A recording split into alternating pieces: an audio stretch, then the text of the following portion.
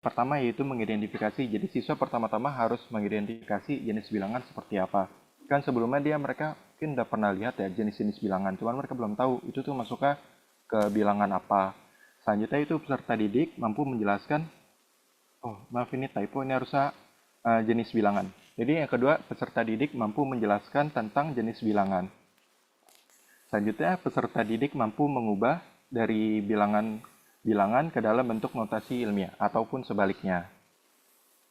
Pada capaian pembelajaran di sini terkait bilangan bulat, TP-nya kami khususkan untuk memahaminya tuh yang ini, B1 dan B2. Lalu untuk B3, ini mudah mulai masuk ke berbakat bulat dan akar dan notasi ilmiah. Yang ketiga itu B4, peserta didik mampu menjelaskan konsep dari notasi ilmiah. Yang B5 ini peserta didik mampu membandingkan dan mengurutkan bilangan dalam berbagai bentuk.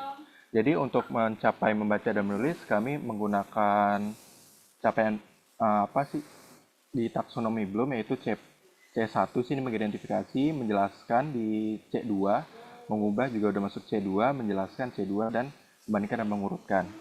Selanjutnya materi yang kedua ada tentang operasi aritmatematika. Di sini kami merumuskan ada 4 dari tujuan pembelajaran. Tujuan pembelajaran yang pertama pada operasi aritmatika itu peserta didik mampu menjabarkan operasi aritmatika pada bilangan real. Selanjutnya yang ke B7 itu peserta didik mampu menentukan operasi hitung, yaitu terkait penjumlahan, pengurangan, perkalian, pembagian pada bilangan. Nah, selanjutnya peserta didik mampu menentukan sifat operasi hitung. Ini sama seperti sebelumnya, cuman bedanya kalau ini kan tentang sifat operasi hitung. Yang terakhir itu peserta didik mampu menerapkan dan memecahkan operasi aritmatika pada permasalahan kontekstual. Karena di CPN tuh di sini bukan hanya menerapkan operasi aja, tapi di sini juga menjelaskan kalau dalam menyelesaikan masalah itu. Jadi kami pada capaian terakhir yaitu menerapkan dan memecahkan operasi pada permasalahan kontekstual. Lalu yang terakhir yaitu di CP diminta peserta didik dapat menggunakan faktorisasi prima dan pengertian rasio dalam penyelesaian masalah. Sini kami masukkan ke dalam bagian rasio. Di sini terdapat 3 TP, yaitu TP pertama, peserta didik mampu menjabarkan faktorisasi prima, skala, proporsi, dan laju perubahan. Selanjutnya, peserta didik mampu menentukan dan menerapkan faktorisasi prima dalam menyelesaikan masalah. Yang terakhir, peserta didik mampu menerapkan skala, proporsi, dan laju perubahan dalam menyelesaikan masalah. Nah, itu adalah TP yang kami rumuskan dari hasil analisis capaian pembelajaran. Selanjutnya itu ada alur tujuan pembelajaran. Di sini kami bagi menjadi 2 bagian, yaitu bilangan ini dijelaskan di kelas 7 pada semester 1 dan kelas 8 semester 1. Nah, kenapa seperti itu? Karena menurut kami kan dibagi menjadi 3. Untuk 2 kalimat yang pertama ini jika dilihat dari kompetensinya yang diperlukan itu masih masuk ke C2, masih muda. Jadi kalau yang kalimat ketiga kan udah masuk ke 3 ya, C3 itu menggunakan. Jadi kami pikir itu lebih oke kalau dimasukin ke kelas 8 pada semester 1. Jadi alurnya tuh pertama-tama peserta didik mampu mengidentifikasi jenis bilangan. Jadi TP yang pertama, habis itu seharusnya ini TP yang kedua, yaitu peserta didik mampu menjelaskan tentang bilangan. Ini double. Lalu yang selanjutnya tuh peserta didik mampu membandingkan dan mengurutkan bilangan, peserta didik mampu menjabarkan, dan seterusnya. Jadi untuk pada kelas 7 semester 1 ini lebih fokus ke arah bilangan dan operasi aritmatikanya. Nah, lalu kalau di kelas 8 semester 1 itu akan fokus ke bentuk faktorisasi prima dan pengertian rasio. Maka di sini pakai TP yang rasio. Itu peserta didik mampu mengubah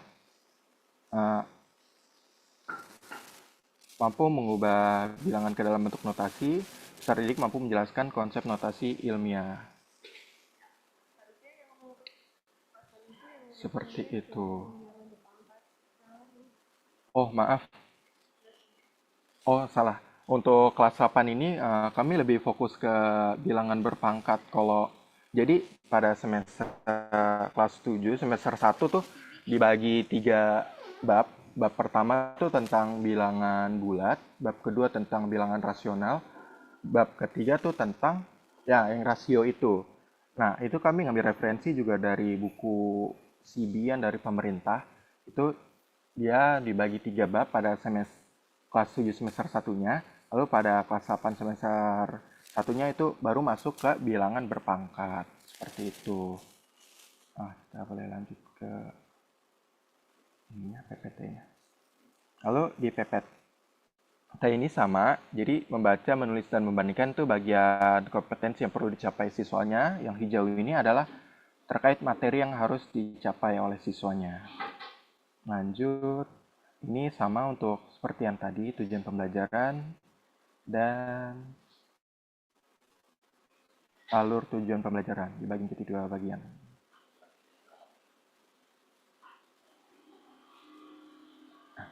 Sekian penjelasan dari kami terkait TPA-TP dari bilangan. Kepada Ibu dan teman-teman, apakah ada yang ingin diberikan tanggapan?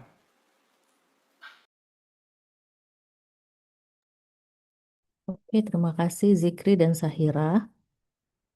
Mungkin Arni sebagai moderator bisa meng-guide transisi dari presenter ke komentar Ibu, Arni.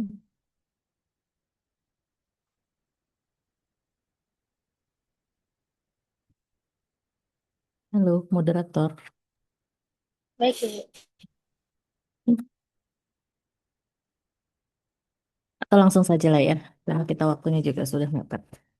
Oke, eh, boleh ditampilkan peta konsep. Ibu mau kasih komentar dulu lah sebentar ya, supaya setiap kelompok nanti bisa.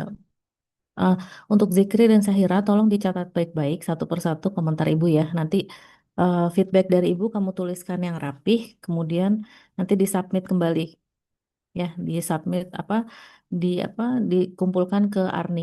Nanti Arni akan memberikan ke Ibu eh, file dari feedback dari dosen yang hari ini diberikan, gitu ya. Oke, kita lihat coba boleh lihat teman-teman mungkin kalau nanti mau memberikan feedback bisa apa ya? Mungkin bisa memberikan feedback secara langsung by WhatsApp ya. Jadi feedbacknya nanti yang diberikan oleh kelompok yang presentasi, laporan tertulisnya feedback dari dosen dan feedback dari teman gitu ya, dari peers. Boleh ya nanti ya dari kelompok lain yang tidak presentasi boleh kasih feedback. Justru Ibu sangat mengapresiasi dan itu akan Ibu berikan poin tambahan juga. Nanti kamu berikan nama siapa yang memberikan feedback ya untuk setiap kelompok. Peta konsep boleh kita lihat yuk. Peta konsepnya sama-sama. Bentuk peta konsep itu akan sangat bervariasi ya, karena memang namanya juga mind map gitu. Itu memetakan apa yang ada di pikiran, siapa yang membuatnya. Kan gitu ya. Jadi kelompok 1, 2, 3, dan 4 bisa jadi bentuk mind mapnya berbeda, baik itu dari secara visual maupun strukturisasi mind mapnya. Nah, ini strukturnya kita bisa lihat, kalau Ibu perhatikan strukturnya adalah konsep utamanya ditulis dengan bilangan yang lebih besar gitu ya. Kemudian subkonsepnya ya masih ditulis dalam bentuk apa namanya dalam bentuk oval shape, tapi hurufnya apa ukurannya lebih kecil di situ ya. Ada bilangan, kemudian ada konsep-konsep eh, apa tuh jenis bilangan, faktor dan kelipatan, bentuk apa saja dan seterusnya. Nah, di sini sepertinya kamu menggunakan kategorisasi warna ya. Warna untuk operasi aritmetika, penjumlahan, pengurangan, perkalian, pembagian. Pertanyaan Ibu ini ada operasi perpangkatan dan akar nggak ya? Harusnya masuk apa nggak kalau di SMP? Operasi pangkat dan akar. Itu masuk ke jenis bentuk bilangan gitu sih, Bu. Saya lihat sih masuk cuman Iya. baru awal, bukan yang kayak perhitungan sampai gitu.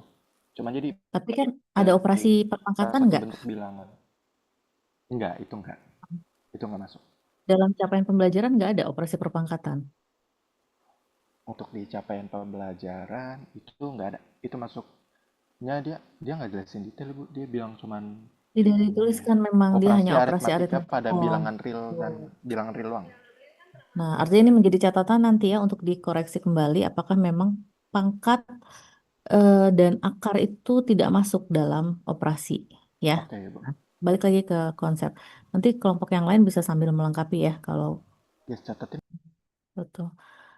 Kemudian jenis-jenis bilangan, oke. Kemudian aplikasinya, literasi finansial, lalu sifat-sifatnya distributif komutatif di situ ya. Ini sifatnya yang terkait dengan operasi berarti ya. Kemudian ada bentuk akar, notasi ilmiah. Jadi kita bisa lihat bagaimana struktur dari mind map ini dengan kategori pewarnaan dan ukuran eh, font yang berbeda gitu ya. Cuman mungkin itu perlu diperhatikan apakah strukturnya bisa dipahami dengan mudah apa enggak gitu ya satu. Terus kemudian di bawah tuh ada gambar garis bilangan. Ibu nggak tahu ini fungsinya masuk kemana, tapi ya it's okay kalau untuk itu. Nah ibu akan komentari masalah TP selanjutnya. Karena kalau mind map sebetulnya sah-sah aja itu adalah buah pikiran dari apa yang ada di eh, pikiran kamu gitu kan. Jadi nggak masalah. Next, coba kita lihat. Tadi Ibu ada beberapa catatan terkait TP. Sudah bagus kalian pakai memperhatikan kata kerja operasional tadi ya. Arni tolong diingatkan Ibu kalau udah lebih dari 5 menit ya. Nah, kata kerja operasional tadi Ibu sangat mengapresiasi kalian memberikan highlight pada warna kuning ya. Membaca, menulis, membandingkan, menerapkan, menggunakan. Lalu juga sudah bisa membedakan tadi C1, C2, C3. C4, C5 sepertinya Ibu belum lihat. Ya, apakah ada C4, C5 analisis Enggak, dan Ibu. juga Karena kenapa enggak? saya mikirnya pada capaian pembelajaran di sini kan membaca menulis dia C1 membandingkan C2. Jadi untuk di SMP bagian bilangan ini dia hanya sampai C2 aja saya mikirnya gitu. Jadi saya nggak pakai C yang lebih dari itu. Oke. Nah, capaian pembelajaran itu sifatnya Menerapkan sangat kan C. umum. Ya, Oh, sifatnya sangat umum dan itu kalau kita bayangkan itu apa namanya masih bisa dijabarkan secara lebih detail, terperinci. Nah, kalau di situ ini siapa? 5 menitnya Ibu ya? ah, beda Atau Ibu itu. apa? Itu lanjutan yang tadi. 15 menit yang tadi ya? Ah, Nah, kemudian jadi walaupun di CP itu tidak, tapi kita bisa sesuaikan karena nanti kalau kamu ngajar di sekolah yang memang tuntutannya lebih tinggi, maka kamu perlu meng-create TP dan juga soal yang mengukur kemampuan analisis dan evaluasi siswa. Contoh soal yang evaluasi gimana? Misalkan ada kasus pengerjaan soal, nah si siswa nanti diminta mengevaluasi apakah cara pengerjaannya sudah benar. Pernah nggak lihat tipe-tipe soal seperti itu? Atau misalkan ada studi kasus, ada tokohnya si A mengambil keputusan ini karena hasil perhitungannya A, B, C, D. Apakah sudah benar keputusan yang diambil? Itu kan bentuk tipe soal evaluasi ya. Nah, jadi itu perlu juga jadi pertimbangan. Ya, di situ memang kata kerjanya menerapkan operasi aritmatika. Nah, kemudian juga di situ ada pada bilangan real dan memberikan estimasi. Nah, estimasi ini juga Ibu lihat belum ada atau terlewat tadi disebutkan dalam TP. Ada nggak estimasi? iya Ibu yang estimasi kami nggak masukkan. Nah, jadi justru Kami itu malah fokus makanya. ke menyelesaikan aja. Jadi semua yang memang dipelajari siswa dan harus dikuasai siswa itu harus kalian perhatikan, ya. Jadi masuk ke dalam, anggaplah kalian memang adalah kurikulum designer. Kalian akan menyusun kurikulum yang memang nanti diberlakukan ke siswa SMP. Kelas 7 mereka belajar apa, harus menguasai apa. Kelas 8 mereka harus menguasai apa. Seperti itu. Termasuk di sini ada kata literasi finansial. Dia secara spesifik disebut di CP. Berarti itu penting. Nah, itu juga harus dimasukkan dalam TP. Walaupun nanti konteksnya akan banyak yang lain, tidak hanya literasi finansial, tapi di sini secara spesifik disebut. Kalau kamu ingat kemarin materi numerasi, ingat nggak dari kurikulum Australia, literasi finansial juga menjadi salah satu elemen dalam kemampuan numerasi dalam calculating and estimating whole numbers. Ingat yang PPT Ibu kemarin? Nah, artinya ini memang hal yang penting dan perlu kamu jabarkan, ya. Tolong dicatat ya. Kemudian ada tadi beberapa catatan Ibu di sini. Lalu estimasi belum ada. Kemudian untuk operasi hitung tadi kata kerjanya apa ya? Yang terkait dengan operasi aritmatika. Nah, ini B6, B7 ya? Ada B6, B7. menjabarkan, menentukan, menerapkan Ibu. Ada tiga. Oke. Kenapa tidak coba atas, menjabarkan? Kenapa kata kerjanya menjabarkan? Karena kami mikir kalau dia sudah bisa menjabarkan berarti dia sudah paham Maksudnya kan. menjabarkan apa? Ketika kamu bikin TP, kata kerja, apakah di benak kamu sudah terpikir ini soalnya apa ya untuk mengukur bahwa siswa mampu mencapai TP ini nggak ya? Jadi setiap rumusan TP, kalimat yang kamu buat, kamu harus mikirin nanti soal asesmennya kayak apa yang digunakan untuk mengukur apakah TP ini tercapai apa enggak. Nah, kalau menjabarkan tuh maksudnya gimana? Dijabarkan seperti apa? Nah, setahu Ibu kalau operasi aritmetika, maka kata kerja yang paling utama adalah siswa mampu melakukan. Nah, di sini ada menjabarkan, ada menentukan. Nah, menentukan ini maksudnya apa? Nah, kalau yang menentukan itu saya pikir misalkan ada soal diberikan soal cerita, lalu dia bisa menentukan ini menggunakan pengurangan atau penjumlahan seperti Berarti kan ah, menerapkan, ya, itu menerapkan operasi menerapkan masuknya. aritmetika pada masalah kontekstual. Tapi Oke. soal itu tidak hanya soal kontekstual, ada soal yang pure numbers, di mana dia setelah dia memahami soal kontekstual, otomatis dia juga harus bisa melakukan, mengeksekusi kan operasinya kan, melakukan operasinya, bener nggak? Nah, itu yang perlu ditambahkan ya. Tolong untuk mahasiswa yang lain diperhatikan ya, karena kalian juga nanti akan mengajar materi ini. Lalu B10, B10 coba lihat. B10 ini kan ada faktorisasi prima, skala, proporsi, laju perubahan. Di split ya, jangan semuanya jadiin satu ya. Nah, menjabarkan juga kata kerjanya nih nanti soalnya bentuknya apa? Tolong diperhatikan. Karena menjabarkan Ibu belum kebayang nih. Dia suruh menjabarkan faktorisasi prima. Menentukan mungkin lebih sederhana, ya, ya enggak menentukan. Tapi di split ini kebanyakan ada satu, dua, tiga, empat, ada empat konsep dalam satu TP. Baiknya satu konsep aja, ya. Ibu diingatkan ya waktunya sebentar lagi. Kemudian ada enggak siswa mampu membedakan skala faktorisasi prima tuh ada enggak? Nah, itu tidak ada Skala ya. terus eh, ada enggak di situ? Enggak. Proporsi laju perubahan. Kayaknya di CP ada ya, nanti perhatikan kembali ya. Lalu notasi ilmiah, notasi ilmiah tadi mana ya? Nah, Oh, mengubah bentuk apa tadi kata kerjanya? Menjelaskan, nah B4 coba. B4 B4. menjelaskan 4 ke atas. Nah, menjelaskan konsep maksudnya menjelaskan apa? Nah, Mungkin maksudnya kayak akan lebih konkret kalau kata kerjanya, mm, kata kerjanya mungkin lebih konkret menuliskan. Sudah ada belum menuliskan di sini? belum Ibu. Ya, jadi kata kerjanya menuliskan. Memang intinya mereka harus bisa menuliskan atau di atas mungkin ya, B3 ya. Enggak. Mengubah. Iya, mengubah. Tapi kami Nah, tidak karena di pakai menuliskan. betul, karena di CP ditulis tuh menulis ya kan. Mm-mm. Maka pakai aja kata kerja yang ada di CP, minimal itu harus ada Oke. ya. Itu sedikit dari komentar Ibu yang bisa Ibu sampaikan. Terima kasih kelompok satu tolong dicatat feedbacknya. Teman-teman dari kelompok lain tolong beri feedback juga agar nanti bisa menjadi tambahan poin individu ya. Silakan lanjut Arni. Baik, terima kasih Ibu. Makasih ya. Oke. Terima kasih untuk kelompok satu dan juga komentar dari Puspita. Untuk selanjutnya kita lanjut ke kelompok 2. Kepada kelompok 2 dipersilakan. Baik, terima kasih moderator atas kesempatannya.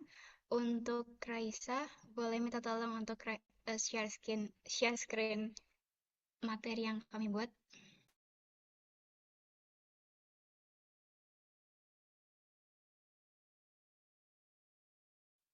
Oke, baik. Assalamualaikum warahmatullahi wabarakatuh. Selamat pagi, Bu Puspita dan teman-teman semua. Perkenalkan kami dari kelompok 4 yang beranggotakan saya, Maulidia Dustiawati, dan teman saya, Nesa Zakia Safitri. Nah, pada kesempatan kali ini, kami akan mempresentasikan semuanya sekaligus, yaitu peta konsep materi bilangan SMP, tujuan pembelajaran, dan alur tujuan pembelajaran yang sudah kami kerjakan. Nah, di sini kami menjelaskannya itu berdasarkan lingkup materi, yaitu ada bilangan bulat, bilangan rasional, rasio, bilangan berpangkat dan akar, dan yang terakhir aritmetika sosial. Nah, yang pertama itu ada bilangan bulat, dan di tahap awal itu adalah garis bilangan. Nah, di sini siswa akan dikenalkan konsep dasar dari posisi bilangan itu, di mana siswa akan memahami bahwa bilangan yang ke arah kanan itu adalah bilangan positif, bilangan yang di tengah itu ada 0 sebagai titik acuan, dan bilangan yang sebelah kiri itu adalah bilangan negatif.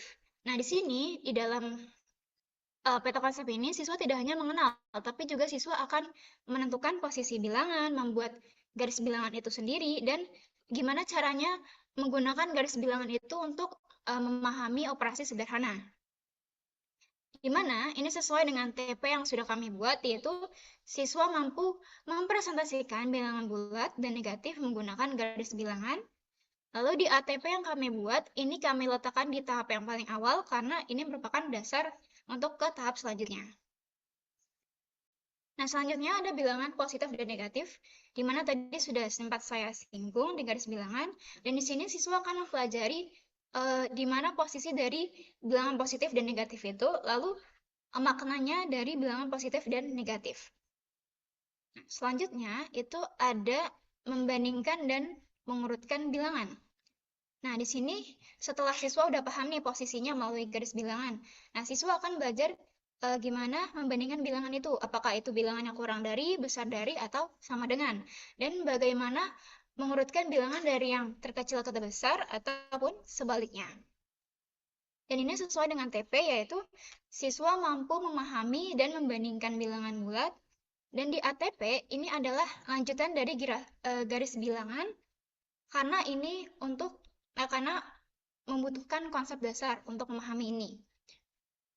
Nah, selanjutnya itu ada operasi bilangan, yaitu ada penjumlahan dan pengurangan, perkalian, dan pembagian. Jadi di sini dimaksudkan agar siswa tidak hanya menghitung, tapi juga siswa memahami konsepnya. Misalnya, kenapa negatif 2 tambah negatif 3 itu hasilnya negatif 5, lalu kenapa negatif dikalikan dengan negatif itu hasilnya positif. Dan ini juga sesuai dengan TP, yaitu melakukan operasi hitung bilangan bulat dengan benar. Dan di ATP ini berada di bawah garis bilangan dan membandingkan. Nah, selanjutnya ada sifat-sifat operasi, yaitu ada komutatif, ada asosiatif, dan distributif. Di mana ini dimaksudkan agar siswa bisa menghitung lebih cepat dan memahami bahwa ada pola dasar dalam matematika.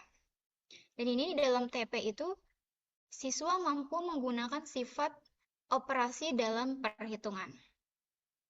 Nah, selanjutnya ada faktorisasi prima, di mana siswa akan belajar bagaimana cara menguraikan bilangan menjadi faktor-faktor primanya. Contohnya 12 itu sama dengan 2 kali 2 kali 3. Dan ini merupakan materi untuk ke tahap selanjutnya, yaitu KPK dan FPB dan pecahan. Dan ini dalam TP, yaitu siswa mampu menentukan faktorisasi prima suatu bilangan. Nah, selanjutnya itu ada KPK dan FPB, di mana KPK dan FPB ini akan digunakan untuk operasi pecahan yang ada di bilangan rasional. Nah, di TP ini, siswa mampu menentukan KPK dan FPB, serta menggunakannya dalam masalah sehari-hari. Nah, di ATP ini merupakan tahap akhir dari topik bilangan bulat. Selanjutnya, yang kedua ada bilangan rasional. Nah, yang pertama itu diawali dengan pecahan. Di sini ada pecahan biasa, yaitu 3/4 contohnya, lalu ada pecahan campuran 1/4 contohnya. Nah, di sini siswa akan memahami bahwa antara pecahan biasa dan pecahan campuran ini memiliki hubungan antar bentuk. Dan di sini masuk ke TP, siswa mampu memahami makna pecahan dan mengubah bentuknya. Selanjutnya ada desimal. Nah, di sini siswa akan belajar bagaimana cara mengubah pecahan ke desimal ataupun sebaliknya. Dan ini masuk ke dalam TP kami, yaitu siswa mampu mengubah pecahan dan desimal. Dan di dalam ATP ini merupakan tahap lanjutan dari konsep pecahan. Selanjutnya itu ada operasi bilangan rasional, yaitu ada penjumlahan, pengurangan, perkalian, dan pembagian. Ini operasinya tuh bisa untuk desimal dan untuk pecahan. Dimana kalau misalnya di pecahan, pasti siswa akan mengalami kendala, yaitu bagaimana cara menyamakan penyebut dan bagaimana cara mengubah bentuk pecahan.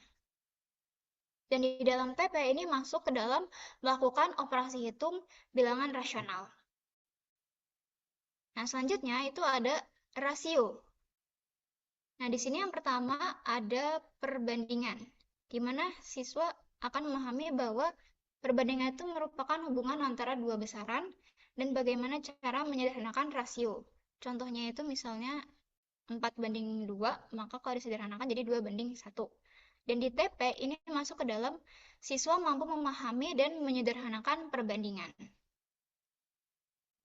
Nah, selanjutnya di skala, itu kan pasti siswa sering melihat bahwa di peta itu ada 1:1 juta. Nah, di sini kita sebagai guru akan menjelaskan bahwa 1:1 juta itu berarti bahwa 1 cm di peta itu mewakili 1 kilometer di kehidupan nyata. Nah, dan ini masuk ke dalam TP, yaitu siswa mampu memahami dan menerapkan konsep skala. Dan di dalam ATP ini merupakan lanjutan dari perbandingan. Nah, sekian dari saya. Selanjutnya akan disampaikan oleh rekan saya. Terima kasih. Baik, terima kasih atas baik, saya izin melanjutkan masih di lingkup materi yang sama, yaitu tentang rasio, di mana tentang laju perubahan. Nah, di laju perubahan ini, siswa itu mulai memahami bahwa perbandingan itu tidak hanya pada besaran yang sama, tetapi juga bisa juga pada dua besaran yang berbeda satuan. Jadi kalau sebelumnya pada TP, siswa itu sudah belajar rasio dengan perbandingan sejenis. Nah, pada bagian ini dalam ATP-nya itu mulai berkembang nih, siswa mulai membandingkan dua besaran yang berbeda jenis. Misalnya kalau kita bandingkan jumlah gula dan tepung, itu kan masih sama-sama satuannya gitu. Tapi ketika kita mulai membandingkan jarak dengan waktu atau dengan harga dengan berat, nah di situ siswa mulai berpikir yang lebih dalam karena satunya sudah berbeda. Contohnya misalnya kalau jarak dengan waktu itu kan kilometer dan juga jam. Nah, dari sini siswa itu diajak untuk menyelidiki makna dari perbandingan sesuai dengan TP, yaitu memahami rasio dalam berbagai situasi nyata. Nah, selanjutnya masih dalam alur rasio, yaitu kita masuk ke dalam proporsi. Nah, di bagian ini siswa mulai memahami bahwa ada perbandingan dengan nilai yang tetap atau setara, yang disebut sebagai proporsi. Nah, ini sesuai dengan TP, yaitu menyelidiki hubungan perbandingan yang senilai. Misalnya kalau kita mau buat 1 gelas minuman, itu membutuhkan 2 sendok gula. Maka untuk 2 gelas, pasti dibutuhkan 4 sendok gula. Nah, siswa akan mulai menyadari nih bahwa perbandingannya itu tetap, sehingga mereka tidak hanya menghitung, tetapi juga memahami hubungan antar besaran. Jadi bisa ditekankan bahwa 2:1 dan 4:2 itu setara. Sehingga itulah yang disebut proporsi. Jadi ATP itu pembelajaran yang tidak hanya menghitung, tapi siswa itu diajak untuk memahami kesetaraan dalam perbandingan. Nah, dari rasio kita mulai masuk ke lingkup materi kelas 8, yaitu tentang bilangan berpangkat dan akar. Nah, pertama-tama siswa itu dikenalkan tentang sifat-sifat bilangan berpangkat dan juga akar. Jadi, siswa itu memahami bahwa bilangan berpangkat merupakan perkalian yang berulang. Misalnya, 2/3 dikali, berarti itu dikali 2 dikali 2 dikali 2. Nah, dari sini siswa mulai menemukan suatu pola nih. Sedangkan bentuk akar itu dikenalkan sebagai kebalikan dari pangkatnya. Lalu lanjut dari bilangan berpangkat itu masuk ke operasi yang berpangkat, mulai menghitung operasinya. Jadi sesuai TP, siswa itu mampu menggunakan sifat-sifat pangkat dalam perhitungan. Jadi siswa tidak hanya menghitung tapi juga bisa menyederhanakan hasilnya dengan memahami konsep yang sebelumnya. Jadi bukan hanya menghafal. Nah, selanjutnya ke operasi bentuk akar. Nah, pada bagian ini siswa belajar bahwa bentuk akar itu perlu disederhanakan terlebih dahulu. Misalnya akar 8 bisa diubah menjadi 2 akar 2, sehingga bisa memahami proses pemfaktoran dalam bentuk akar. Selanjutnya itu siswa dikenalkan dengan merasionalkan penyebut. Nah, di sini itu dikatakan bahwa penyebut itu biasanya diusahakan dalam bentuk rasional, sehingga diarahkan dibentuk misalnya 1/akar 2 menjadi akar 2/2. Lalu berkembang lagi dari pembelajaran sebelumnya ke notasi ilmiah, yaitu siswa mampu menyajikan bilangan dalam bentuk baku. Misalnya 1 juta itu bisa ditulis sebagai 1 kali 10⁻⁶. Nah, selanjutnya masuk ke dalam lingkup materi kelas 9, yaitu aritmatika sosial sebagai bentuk penerapan dalam kehidupan sehari-hari. Jadi konsep ini dalam ATP ini berada pada tahap yang konteks nyata gitu.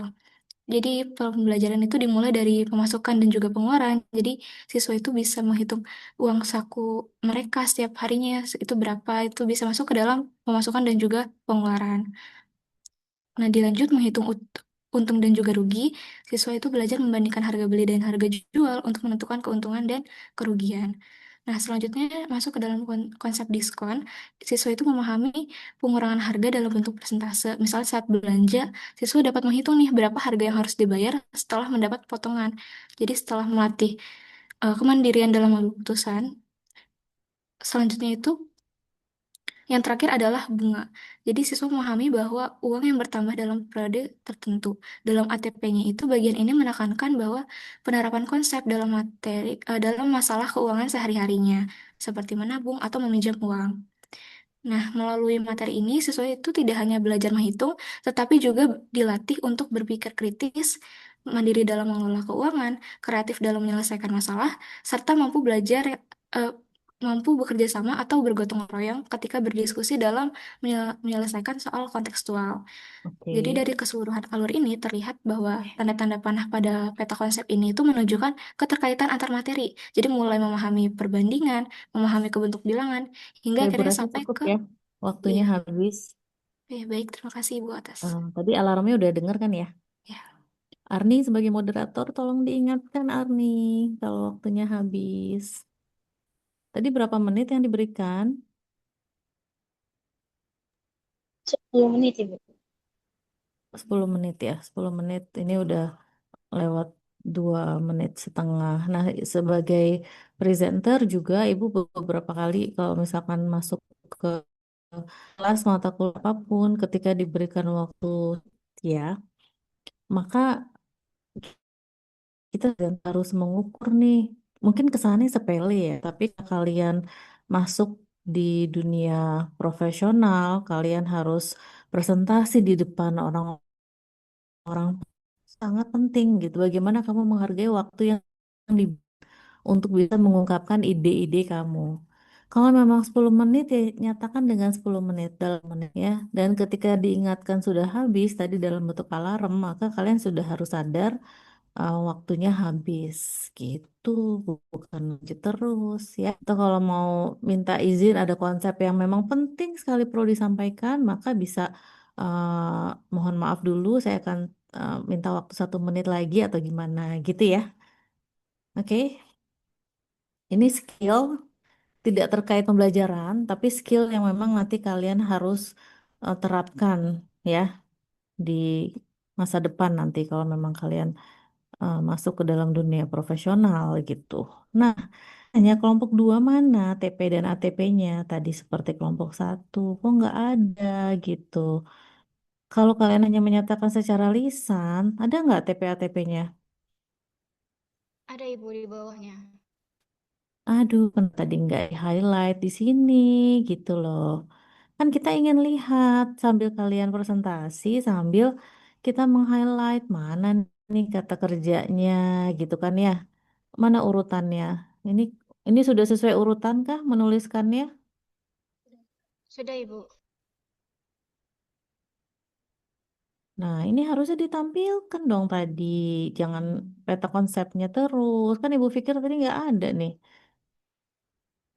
Oke, terus ke bawah coba semuanya bisa sambil mencermati ya, menentukan KPK dan FPB. Nah, contoh ini, contoh nomor 8, tadi yang KPK dan FPB. Nah, kenapa di mata kuliah ini Ibu ingin kalian dapat merumuskan TP dan ATP? Tujuannya itu adalah agar kalian bisa melihat kesinambungan atau keterkaitan ketika seorang guru merumuskan sebuah kalimat tujuan pembelajaran dengan sadar dan harap ini kompetensi yang nanti akan dicapai oleh siswa di akhir pembelajaran. Tapi kan kamu juga perlu mengukur ya, apakah dalam satu kelas itu 40 anak itu mencapai kompetensi itu enggak dalam satu rumusan TP. Sehingga kalian perlu menyusun nanti soal assessment. Salah satu bentuk penilaian adalah soal tertulis, ya kan? Betul nggak? Walaupun kan banyak bentuk penilaian, tapi yang paling paling dasar dalam matematik adalah soal ujian tertulis. Jadi, saat kalian menyusun sebuah TP nih, pastikan kalian sudah membayangkan nanti bentuk soalnya apa ya, gitu. untuk mengukur siswa mencapai nggak TP ini. Nomor 8, menentukan KPK dan FPB. Ini sebaiknya di split jadi 2 atau tetap jadi 1 TP? Coba komentarnya gimana? Nomor 8, kenapa turun? Tadi sudah betul. Nah, paling atas tuh, menentukan KPK dan FPB. Itu sebaiknya di split jadi 2 atau tetap jadi 1 TP? Mungkin di split jadi 2, Ibu. Karena KPK Ya, dan FPB biar itu berbeda. kelihatan. Karena konsepnya beda kan ya? Konsepnya beda. Jadi kalian perlu memperhatikan betul KPK itu nanti konsep apa yang harus dikuasai siswa. FPB itu apa dan itu nanti eh, menyelesaikan masalah sehari-hari berkaitan. Nah, menyelesaikan masalah kontekstual berkaitan dengan KPK belum ada. Betul nggak? Berkaitan dengan FPB juga belum ada ya? Betul? Kelompok 2. Itu kita jadiin satu ke TP yang 9 sih, Bu, Nah, menyesuaikan masalah sehari-hari. masalah sehari-hari berkaitan dengan bilangan bulat ini tuh sangat luas sekali ya. Taruhlah kalian punya soal misalkan sebuah makanan yang membeku suhunya awalnya -8 derajat Celcius, kemudian setiap 1 jam suhunya meningkat 2 derajat. Itu kan operasinya apa? Penambahan, penjumlahan operasi bilangan bulat ya nggak? Tapi penerapan sehari-hari bukan? Iya, tapi kan beda sama KPK dan FPB. Jadi memang harus kalian lebih spesifikkan lagi gitu. Sehingga setiap TP itu mencerminkan kompetensi yang kalian harapkan ada di siswa. Oke, kelompok 2 nonton tolong dicatat ya. Nanti feedback Ibu dicatat dengan rapi. Lebih spesifik lagi. Jadi ini sengaja Ibu minta kalian buat TP supaya Ibu tahu bagaimana kemampuan kalian nanti saat harus ngajar menyusun TP. Jadi masalah sehari-hari berkaitan dengan bilangan bulat nih banyak ya. Ada terkait dengan operasi, ada terkait dengan KPK, ada terkait dengan FPB, kan gitu ya. Nah, kemudian selanjutnya bilangan rasional, mengubah bilangan ke bentuk. Nah, ini juga Ibu ambil contoh. Mengubah bilangan ke bentuk pecahan dan desimal. Dari bentuk apa? Maksudnya apa nih? Nomor 11.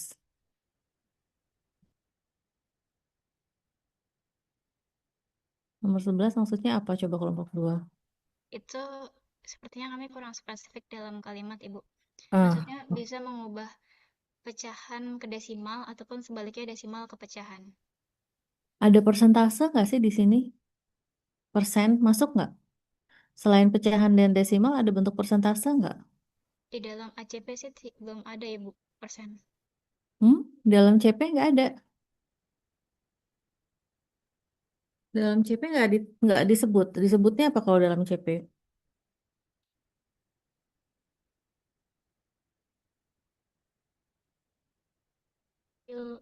Bil- bilangan rasional, irasional, bilangan desimal, bilangan berpangkat bulat, dan akar, Ibu. Nah, nah tadi jadi gini, walaupun dalam CP tidak ada ya, tapi dalam buku itu ada sebetulnya. Ya, jadi kalian harus cari banyak referensi memang untuk bisa menyusun TP yang lengkap, yang bagus. Karena pecahan, apalagi kan nanti ada berkaitan dengan bunga ya. Ya nggak? Bunga, aritmatika sosial, diskon, ya nggak? Otomatis persentase akan ada. Nah, ini kalau kalian ingat materi ibu kemarin numerasi, ya enggak, terkait dengan mengubah bentuk bilangan rasional dari satu bentuk ke bentuk lain. Kemampuan itu tuh harus harus dilatih di siswa. Ketika anak ngelihat pecahan 1/4, ya, maka gimana caranya agar secara otomatis di benaknya dia juga kebayang persentase 25%. Gimana caranya agar di benaknya dia juga terbayang 0,25. Kan gitu ya. Kalau kita dewasa kan udah lebih fleksibel ya. Betul? Tapi kalau anak SMP, aduh, kamu nggak kebayang deh nanti kalau kamu masuk kelas deh. Pusing sendiri nanti kamu baru ngerasain. Aduh, ternyata susah ya Bu ngajar. Iya, betul memang. Jadi makanya kita harus siap sebagai guru, kita harus siap. Salah satu cara persiapannya adalah ini, merumuskan TP dengan benar. Kamu tahu betul kompetensi apa yang nanti harus dicapai siswa, sehingga bentuk soalnya juga disesuaikan, kegiatan pembelajaran juga harus disesuaikan. Ya ini satu contoh nomor 11 tadi ya, perlu lebih spesifik. Memperkirakan nilai bilangan rasional ini estimasi berarti ya. Nah mungkin estimasi itu banyak sekali contoh-contoh kontekstualnya, penerapannya. Ya, estimasi ini jarang disentuh. Makanya tadi Ibu tanya ke kelompok satu, estimasi kok nggak ada. Kenyataannya di sekolah pun, sejak SD pun estimasi sebetulnya sudah ada. Tetapi jarang sekali adanya pembahasan tentang estimasi dan apa sih gunanya kita melakukan estimasi gitu. Ya enggak, padahal itu sangat-sangat bermanfaat dalam kehidupan kita sehari-hari. Itu kemampuan numerasi itu dalam memperkirakan atau mengestimasi. Lalu menyelesaikan operasi hitung bilangan rasional. Ini juga operasi hitungnya sangat umum. Ada banyak operasi hitung ya. Penjumlahan, pengurangan itu beda dengan perkalian dan pembagian. Jadi kalian harus kalau perlu ditambahkan penjumlahan sendiri, pengurangan sendiri itu juga nggak apa-apa, boleh. Tapi jangan terlalu umum ya. Tolong ditulis feedback dari Ibu ya. Kemudian menjelaskan. Nah, ini juga yang tadi di em, membedakan perbandingan dan selisih. Waalaikumsalam. Ya, kenapa Mas?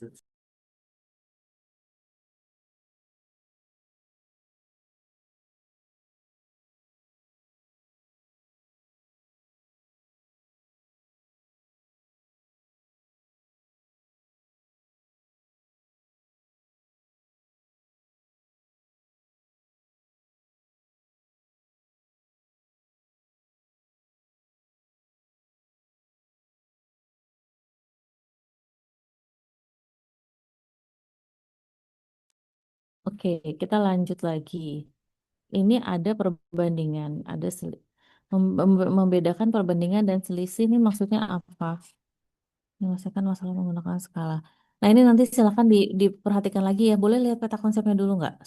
Sebentar lagi.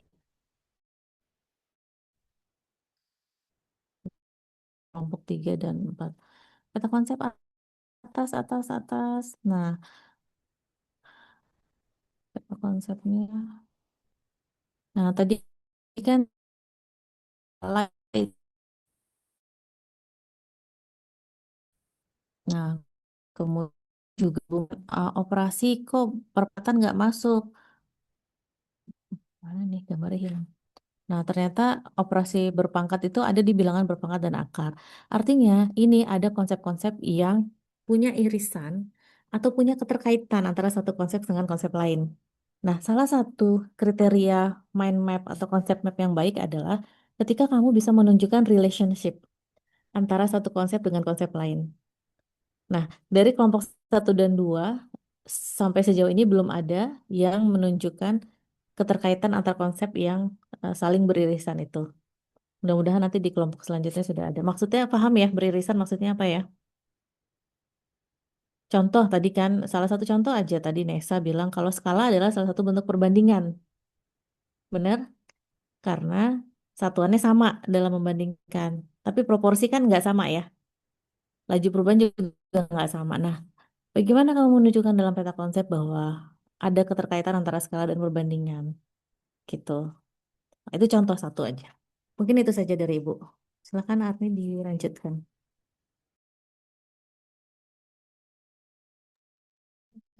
Baik, terima kasih kepada kelompok 2 yang sudah mempresentasikan dan juga komentar dari Ibu.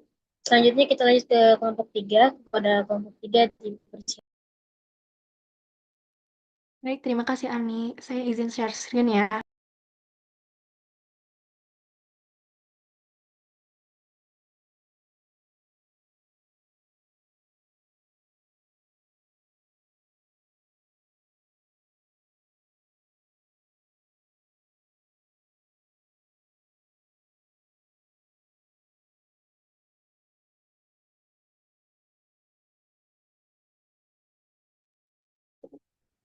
Oke, baik. Assalamualaikum warahmatullahi wabarakatuh. Selamat pagi, Ibu dan teman-teman sekalian. Di sini kami dari kelompok 3 yang beranggotakan saya, Dinda Kekoganya, dan rekan saya, Konita Kamila, akan mempresentasikan peta konsep yang telah kami buat, serta tujuan pembelajaran dan alur tujuan pembelajarannya. Oke, di sini yang pertama, dalam bilangan ada bilangan bulat yang terbagi menjadi 3 bagian, yaitu yang pertama memahami bilangan bulat yang di mana ada bilangan bulat positif dan negatif. Kemudian ada operasi hitung bilangan bulat yang di mana ada pertambahan, pengurangan, perkalian, dan pembagian. Selanjutnya ada faktor bilangan bulat yang dimana ada faktor bilangan bulat itu ada KPK dan FPB. Nah, selanjutnya ada bilangan desimal yang dimana di sini ada pengertian bilangan desimal, operasi hitung dalam bilangan desimal, serta perbandingan dalam bilangan desimal. Oke, selanjutnya di sini ada bilangan rasional dan irasional yang dimana bilangan rasional di sini ada mengkonversi pecahan dan desimal, kemudian membandingkan bilangan rasional, dan yang terakhir ada operasi hitung bilangan rasional. Nah, di sini ada bilangan irasional, di mana di sini ada pengertian bilangan irasional dan ciri-cirinya. Selanjutnya, Kon agak boleh dibawahin. Oke. Selanjutnya di sini ada bilangan berpangkat bulat dan akar, yang dimana kalau di bilangan berpangkat itu kita harus tahu penulisan bilangan berpangkat, terus ada sifat-sifatnya dan operasi hitung dalam bilangan berpangkat. Nah, selanjutnya dalam bilangan akar itu ada merasionalkan penyebut dan operasi dalam bentuk akar, operasi hitung dalam bentuk akar. Nah, selanjutnya ada notasi ilmiah yang dimana kita harus tahu pengertiannya dan penulisan dalam notasi ilmiah. Oke, selanjutnya akan saya berikan kepada wanita. Baik, terima kasih, Keko. Selanjutnya ada faktorisasi prima, di mana bagian ini memperdalam struktur pembentuk sebuah bilangan bulat. Jadi yang pertama ada bilangan prima dan komposit. Siswa mengidentifikasi jenis bilangan, lalu selanjutnya pohon faktor. Siswa mempelajari metode penguraian bilangan. Dan yang terakhir ada aplikasi FPB dan KPK, di mana penerapan pada soal cerita seperti jadwal bersama atau pembagian barang sama rata. Lalu selanjutnya ada rasio dan proporsi, di mana cabang ini menghubungkan bilangan dengan perbandingan besaran. Yang pertama ada skala, yaitu perbandingan pada peta, denah, atau model mini. Lalu ada proporsi, perbandingan senilai dan perbandingan berbalik nilai. Lalu yang terakhir ada laju perubahan, penerapan pada kecepatan, debit air, atau kurs mata uang. Lalu yang selanjutnya ada operasi aritmatika pada bilangan real. Ini merupakan pengembangan dari operasi hitung dasar yang mencakup cakupan bilangan yang lebih luas. Yang pertama ada sifat-sifat operasi, yaitu komutatif, asosiatif, dan distributif.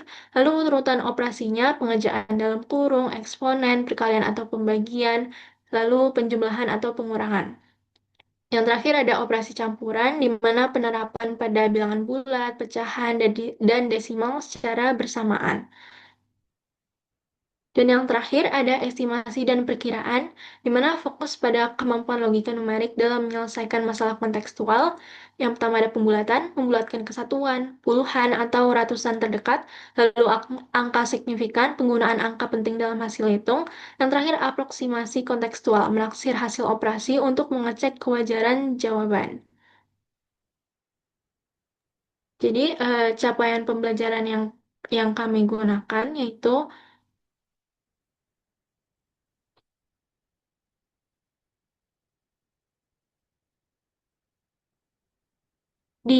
pada akhir fase D, peserta didik dapat membaca, menulis, dan membandingkan bilangan bulat, bilangan rasional dan irasional, bilangan desimal, bilangan berpangkat bulat dan akar, bilangan dalam notasi ilmiah. Mereka dapat menerapkan operasi aritmatika pada bilangan real dan memberikan estimasi atau perkiraan dalam menyelesaikan masalah, termasuk berkaitan dengan literasi finansial. Peserta didik dapat menggunakan faktorisasi prima dan pengertian rasio, skala, proporsi, dan laju perubahan dalam penyelesaian masalah. Selanjutnya, akan dijelaskan perumusan tujuan pembelajaran. Oke, di sini baik. Di sini ada perumusan tujuan pembelajarannya. Oke, di poin pertama ada bilangan bulat yang dimana peserta didik mampu membandingkan bilangan bulat positif dan negatif serta mengoperasikan operasi hitung tambah kurang kali bagi secara akurat. Yang poin kedua, faktor dan prima. Peserta didik mampu mengidentifikasi bilangan prima dan komposit serta menentukan FPB dan KPK menggunakan pohon faktor atau faktorisasi prima. Yang ketiga, bilangan rasional dan desimal. Peserta didik mampu mengonversi bentuk pecahan ke desimal dan sebaliknya, serta mengurutkan berbagai jenis bilangan rasional. Yang keempat, pangkat dan akar. Peserta didik mampu menerapkan sifat-sifat bilangan berpangkat bulat dan merasionalkan bentuk akar sederhana. Yang kelima, notasi ilmiah. Peserta didik mampu menuliskan angka yang sangat besar atau sangat kecil ke dalam bentuk notasi ilmiah secara benar. Yang selanjutnya, aritmatika real. Peserta didik mampu menganalisis operasi campuran dengan memperhatikan urutan operasi atau hierarki matematika. Selanjutnya ada rasio dan proporsi. Peserta didik mampu menyelesaikan masalah kontekstual yang berkaitan dengan perbandingan senilai, berbalik nilai, dan skala. Yang terakhir, estimasi. Peserta didik mampu melakukan pembulatan dan estimasi hasil hitung untuk mengecek kewajaran jawaban. Nah, dari perumusan tujuan pembelajaran itu yang dipelajari pada kelas 7 sebagai fondasi bilangan dan operasi dasar, di mana materi ini berfokus pada penguatan konsep dasar bilangan yang menjadi landasan untuk materi matematika selanjutnya, yaitu terdapat bilangan bulat, membandingkan bilangan bulat positif dan negatif, serta menguasai operasi hitung dasar, tambah, kurang, kali, bagi, lalu ada faktor dan prima, mengidentifikasi bilangan prima dan komposit, serta menentukan FVB dan KPK menggunakan pohon faktor atau faktorisasi prima. Lalu selanjutnya ada bilangan rasional dan desimal, mengonversi bentuk pecahan ke desimal, dan sebaliknya, serta mengurutkan berbagai jenis bilangan rasional. Dan terakhir ada rasio dan proporsi, menyelesaikan masalah kontekstual terkait perbandingan senilai, berbalik nilai, dan skala. Lalu untuk kelas 8, yaitu pengembangan numerasi dan aritmatika, materi di kelas 8 ini melatih ketelitian dalam perhitungan yang lebih kompleks dan aplikasi praktis, yaitu terdapat aritmatika real, menganalisis operasi campuran dengan perhatikan urutan operasi atau hierarki matematika, tanda kurung, pangkat, kali bagi, tambah kurang. Lalu ada estimasi, melakukan pembulatan dan estimasi hasil hitung untuk mengecek kewajaran jawaban dalam perhitungan sehari-hari. Nah, untuk kelas 9 ini, pangkat, akar, dan notasi ilmiah.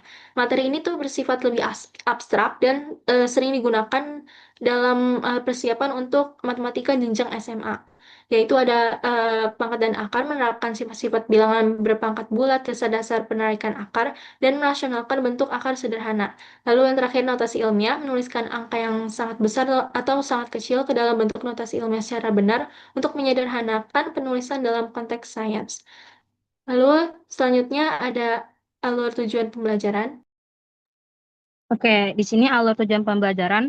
Yang pertama ada fase 1 yaitu pondasi bilangan dan operasi dasar. Yang pertama memahami sistem bilangan bulat, mengenal garis bilangan, membandingkan bilangan bulat, dan menguasai operasi dasar tambah, kurang, kali, dan bagi. Yang kedua teori bilangan atau faktorisasi, yaitu menentukan bilangan prima, membuat pohon faktor, serta mencari solusi masalah menggunakan FPB dan KPK. Yang ketiga, bilangan rasional dan desimal, yaitu memahami konsep pecahan, perbandingannya, dan melakukan operasi hitung pada bilangan desimal. Kemudian ada fase 2, yaitu pengembangan kemampuan numerasi. Yang pertama, operasi aritmatika real, yaitu mempelajari sifat komutatif, asosiatif, distributif, serta disiplin dalam urutan operasi, tanda kurung, pangkat, kali bagi, dan tambah kurang.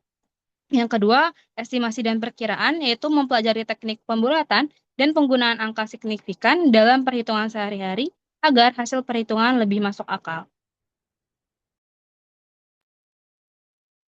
Selanjutnya ada fase 3, pangkat, akar, dan notasi ilmiah. Satu eksponen pangkat dan akar, memahami penulisan pangkat, sifat-sifatnya, dan dasar-dasar penarikan akar, serta merasionalkan penyebut. Dua, notasi ilmiah, mengaplikasikan pemahaman pangkat untuk menyederhanakan penulisan angka dalam konteks sains atau data besar. Yang fase 4, hubungan antar bilangan atau aplikasi, yaitu rasio dan proporsi, menggunakan perbandingan untuk menyelesaikan masalah skala pada peta, laju perubahan kecepatan atau debit, serta perbandingan senilai dan berbalik nilai. Sekian yang dapat kelompok 3 sampaikan, kurang lebihnya mohon maaf. Selanjutnya saya serahkan kepada Ibu Puspita apabila ada tanggapan. Terima kasih.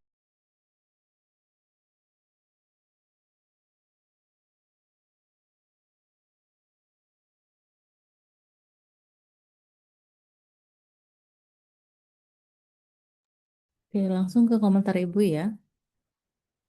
Oke, terima kasih kelompok 3 ada Adinda, Kaiko, dan Fonita. Ini aku ada item-item di layar Ibu ya, di layar kalian juga nggak? Iya Ibu, maaf ini apa dari Zoom-nya. Soalnya saya kurang tahu cara ngilangnya item-itemnya. Oh gitu, tapi yang tadi nggak ada sih, baru ini. Nggak bisa dihilangin Sekarang ya? sekarang udah belum. Masih ada. Coba Kak, nah sekarang berubah jadi kecil. Kak, kita lihat konsep mapnya ke atas ya. Konsep map. Nah, ini kelompok 3. Kalau Ibu perhatikan, konsep mapnya lebih terperinci ya. Mungkin yang lain bisa bisa membandingkan juga nggak yang hari ini menyimak sebagai audiens ya. yang tidak maju yang hari ini selain kelompok 1 sampai 4 bisa membandingkan juga ya tadi ya antara kelompok 1, 2, dan 3 Ibu perhatikan lebih terperinci. Terperinci Ibu nggak tahu takutnya Ibu nanti salah karena tadi tidak terlalu melihat detail yang tadi ya. Contohnya, contohnya di sini ada irasional. Nah, Ibu tadi nggak yakin sebelumnya ada nggak menyebut irasional nggak untuk kelompok yang lain? Kalau ada, boleh klarifikasi ya. Jadi di sini ada ditambahkan pengertian bilangan irasional dan ciri-cirinya. Karena memang untuk bisa mengidentifikasi dia rasional atau bukan, otomatis siswa juga harus dikasih tahu bahwa kalau dia nggak irasional, maka kalau dia nggak rasional, maka dia disebut bilangan irasional. Ciri-cirinya apa betul, itu harus diberitahu. Harus ada konsep yang dipahami gitu kan ya. Kemudian juga di sini ada bilangan desimal, pengertian bilangan operasi hitung, perbandingan, lalu rasional itu tadi pecahan dan desimal.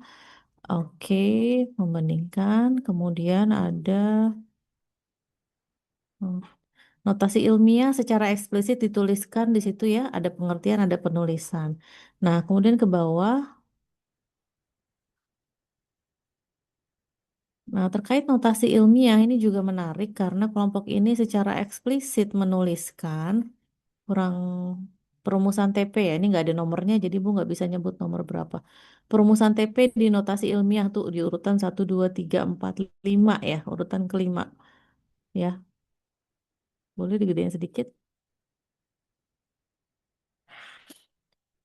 Notasi ilmiah, peserta didik mampu menuliskan angka yang sangat besar atau sangat kecil ke dalam bentuk notasi ilmiah secara benar. Nah, ini menurut Ibu contoh penulisan TP yang bagus. Kenapa sih kita perlu notasi ilmiah? Ya karena memang untuk memfasilitasi menuliskan bilangan yang kuantitinya sangat besar atau sangat kecil gitu ya, di mana dia 0,000 sekian gitu kan ya. Jadi ini cukup sangat jelas bahkan untuk notasi ilmiah ya. Kata kerjanya jelas menuliskan dan ini diterapkan untuk angka yang sangat besar atau sangat kecil. Nah, walaupun di TP yang nomor 1 ya, itu masih terlalu banyak konsepnya. Jadi Ibu sarankan saat kalian menyusun TP, satu konsep, satu soal. Itu aja. Supaya kalian bisa lebih clear, lebih jelas. Saya bikin satu TP, tujuan pembelajaran, konsepnya apa jelas di situ apa. Lalu nanti soal untuk mengukurnya seperti apa kalian udah kebayang. Gitu ya. Kalau terlalu banyak gini nanti kamu bikin soalnya kayak gimana? Bingung kan ya? Ada membandingkan dan mengoperasikan. Apa iya bisa satu soal langsung membandingkan dan mengoperasikan? Operasinya juga tambah kurang kali bagi. Iya kalau dia operasi campuran, tapi kalau untuk mengukur keterampilan, kemampuan menghitung tambah saja, kurang saja, kali saja, bagi saja kan kita perlu juga soal untuk mengukur kemampuan itu. Seringkali siswa itu banyak salah ditambah dan kurang, ya, gitu.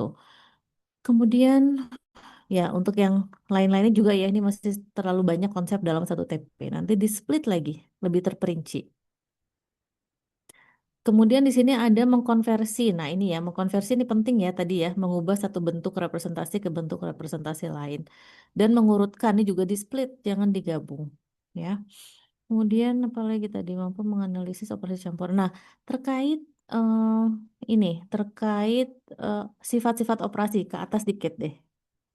Nah, sifat-sifat operasi ke atas dikit, operasi aritmatika pada bilangan real. Nah, ini sebetulnya tadi ingin Ibu sampaikan juga dari yang pertama ya. Kan kita tahu ada sifat distributif, komutatif, asosiatif. Apakah sifat ini hanya sebagai pengetahuan atau memang ada fungsinya dalam melakukan operasi? Nah, pastikan kalian sebagai guru tahu bahwa sifat ini tuh ada fungsinya loh dalam operasi. Jadi siswa tuh nggak hanya sekedar tahu distributif. Ini nanti di level selanjutnya di aljabar itu sangat kepake. Nah, sebelum sampai ke aljabar pun, Ibu sedikit lagi ya. Ibu bahas ini sama satu lagi nanti. Jadi terkait dengan distributif contohnya. Misal Ibu punya soal perkalian nih. Nah, coba kalian pikirkan. 19 dikali 20 misalkan. atau 19 kali 25 deh.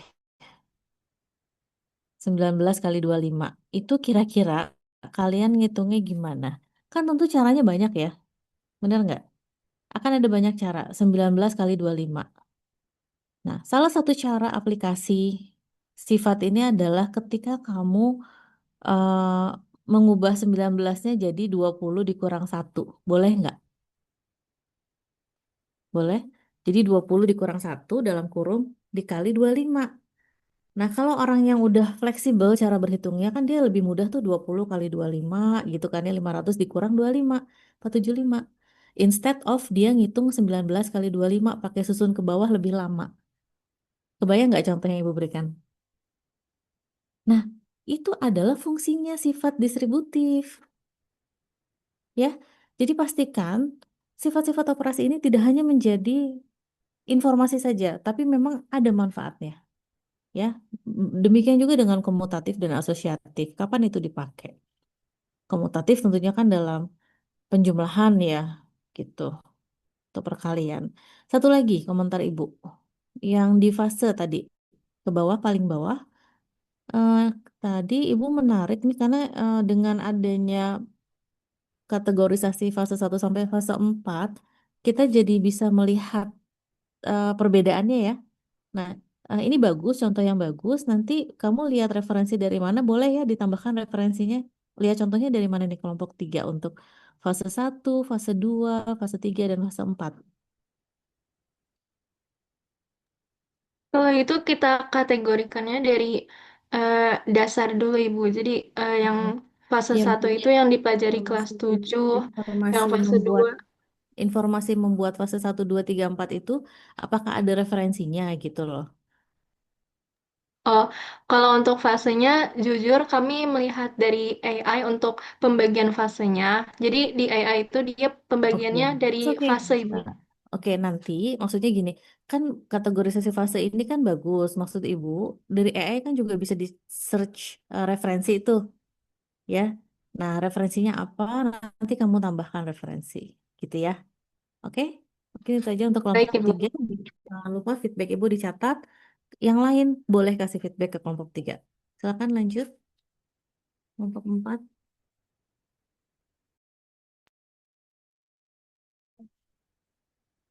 Terima kasih untuk kelompok 3 dan juga komentar dari Ibu Puspita. Terus kita lanjut ke kelompok terakhir pada hari ini, yaitu kelompok 4. Kepada kelompok Oh, 4 dipersilakan. kalian ada kuliah nggak jam 10? Ada ya? Online apa luring atau daring? Boleh info? Arni ada kuliah Arni jam 10.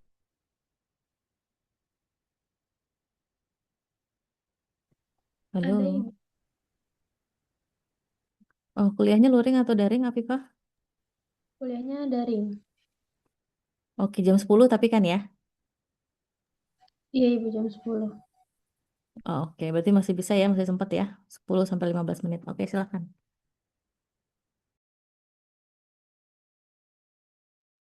Baik, izin share screen ya, Ibu.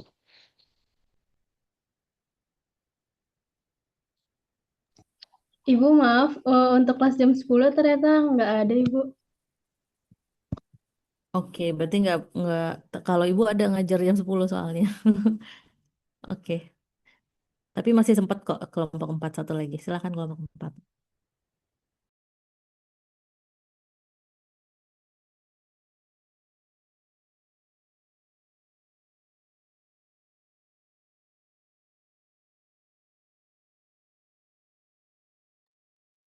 Maaf, apa sebelumnya sudah terlihat? Sudah ya. Baik, bisa dimulai.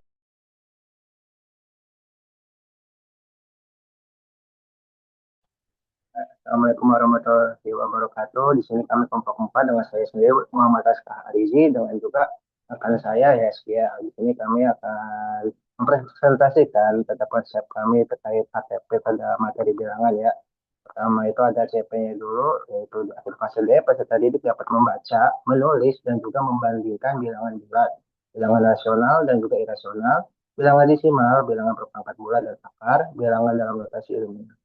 Mereka dapat menerapkan operasi aritmatika pada bilangan real dan juga memberikan estimasi atau perkiraan dalam menyelesaikan masalah atau termasuk berkaitan dengan literasi finansial juga. Lalu data didik dapat menggunakan faktorisasi prima dan juga pengertian rasio. Itu seperti skala, proporsi, dan juga laju perubahan Maaf dalam sebentar, Raf.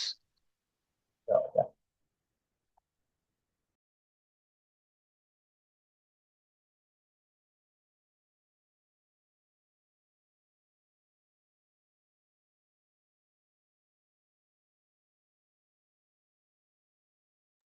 Oke, boleh dilanjut. Jadi ini langsung lanjut ke materi kelas 7 ya. Itu ada pada semester 1. Yang pertama itu ada bilangan bulat. Yang pertama itu ada menjelaskan hubungan antara bilangan bulat positif dan juga negatif dengan memodelkan pada matematika garis bilangan. Ini nih fungsinya untuk membangun konsep visual garis bilangan pada anak SMP gitu. Jadi sebagai fondasi mereka pada bilangan positif dan juga bilangan negatif. Jadi bisa secara tanpa sadar langsung paham gitu. Ini karena juga kan mereka transisi ya dari konkret yang di SD juga ke bentuk abstrak, yaitu bilangan garis bilangan ya. Lalu juga garis bilangan itu juga fungsinya karena dapat memberikan arah dan jarak, yang dimana kan kalau ke kanan itu positif, sedangkan ke kiri itu negatif. Jadi dapat lebih paham juga. Jadi meskipun bilangan negatif itu terlihat lebih besar, nyatanya itu kan bilangan negatif itu semakin besar angkanya, maka nilainya semakin kecil kan. Maka disitulah fungsi dari bilangan garis. Lalu selanjutnya itu menggunakan notasi yang tepat untuk menyatakan bilangan bulat. Di sini juga kita mengajarkan bahasa matematika ya, bagaimana cara menuliskan. Misalnya suhu 5 derajat di bawah 0 menjadi -5. Atau ketinggian 100 meter dari tanah kan berarti dari 0 ke 100 kan berarti tambah 100 ya, jadi plus 100 meter gitu. Notasi ini juga penting ya, karena siswa itu gimana ya, menerjemahkan suatu kejadian di dunia nyata ke dalam simbol matematika yang bentuknya itu universal.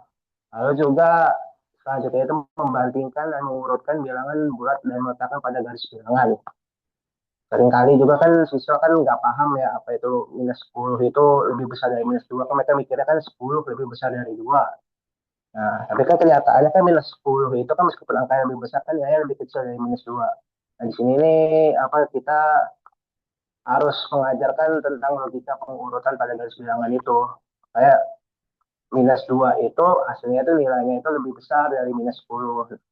Lalu yang poin keempat itu mengenal dan menggunakan hubungan antara bilangan dan kebalikannya atau inverse. Di sini siswa itu dapat memahami banyak setiap aksi punya reaksi yang meniadakan. Misalnya kita punya angka 3, kita kurangi dengan angka 3, maka hasilnya 0 gitu. Lalu selanjutnya itu menentukan hasil dari operasi hitung penjumlahan dan pengurangan, perkalian dan juga pembagian bilangan bulat. Di sini kita mulai pada tahap manipulasi bilangan ya. Yang ditekankan di sini bukan cuma hasil akhirnya, tapi bagaimana siswa itu memahami simbol-simbol matematika seperti penjumlahan, pengurangan, pembagian, juga perkalian. Lalu selanjutnya poin selanjutnya itu menentukan faktor dari bilangan bulat. Di sini kita harus mengetahui para siswa itu harus mengetahui tentang faktor, karena siswa itu harus belajar membedah bilangan besar menjadi bagian-bagian yang lebih kecil, seperti tadi yang pemfaktoran ya, misalnya ada 20 100 gitu kan, ada 20 dikali 5, karena kan sebelumnya kita kan udah belajar tentang perkalian juga kan ya. Jadi biar nanti selanjutnya itu kalau ingin menghitung sesuatu yang lebih besar itu bisa lebih mudah. Juga nanti kan bisa dibantu pada materi aljabar tuh.